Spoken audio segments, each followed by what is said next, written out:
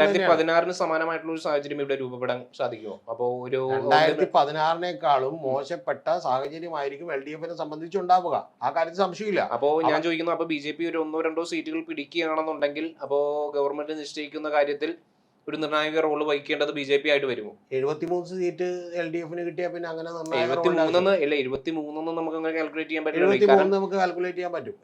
നമ്മുടെ കാരണം പല മണ്ഡലങ്ങളിലും നിസ്സാര വോട്ടുകൾക്ക് പരാജയപ്പെടുന്ന പല മണ്ഡലങ്ങളും ഉണ്ടാവുമല്ലോ. UDF ആയിക്കൊള്ളട്ടെ, നിസ്സാര വോട്ടുകൾക്ക് പരാജയപ്പെടാൻ കൂടുതൽ സാധ്യത UDF-ന് ആണ്. അതാണ് അതിന്റെ പ്രശ്നം. ഇപ്പൊ തന്നെ ഇന്റലിജൻസ് ബ്യൂറോ കൊടുത്തേക്കണ IB കൊടുത്തേക്കണ റിപ്പോർട്ട് 2001 മുതൽ 2021 വരെയുള്ള തെരഞ്ഞെടുപ്പുകളിൽ ഒന്നും തന്നെ തെറ്റിയിട്ടില്ല. തെറ്റാതിരിക്കുന്നതുകൊണ്ട് എന്ത് സംഭവിക്കുന്നു വെച്ചാൽ ഇപ്പൊ അവർ കൊടുത്തേക്കണ 66 സീറ്റുകളാണ്. കൂടാതെ 10-18 സീറ്റിൽ വലിയ കോമ്പറ്റീഷൻ കൂടി അങ്ങോട്ടും ഇങ്ങോട്ടും മാറാലോ. അത് അങ്ങോട്ടും ഇങ്ങോട്ടും മാറാൻ നല്ല ടഫ് ആയിട്ടുള്ള അല്ലല്ല പറയട്ടെ. 66 സീറ്റുകൾ എന്ത് വന്നാലും ജയിക്കും എന്നാൽ 64 ഉറപ്പായിട്ടും ജയിക്കും. 66 വരെ ഏതാണ്ട് ഉറപ്പാണ് എന്നുള്ളതാണ് AIB കൊടുത്തേക്കുന്ന റിപ്പോർട്ട്. ആ റിപ്പോർട്ടിനപ്പുറത്തേക്ക് 19-18 സീറ്റുകളിൽ വലിയ ടൈറ്റ് ഫൈറ്റ് നടക്കുമെന്ന് പറയുമ്പോൾ അതിൽ നിന്ന് ഒരു 5-6 കിട്ടുമെന്നുള്ളത് ഏതാണ്ട് ഏറെക്കുറെ ഉറപ്പായിട്ടുള്ള ഒരു കാര്യമാണ്. പിന്നെ ഞാനിനി താങ്കളോടൊരു കാര്യം പറയാം. CPM ഒക്കെ കാൽക്കുലേറ്റ് ചെയ്തതിൽ എറണാകുളത്ത് നിന്ന് 3 സീറ്റ് അവർ കാൽക്കുലേറ്റ് ചെയ്തിരുന്നു.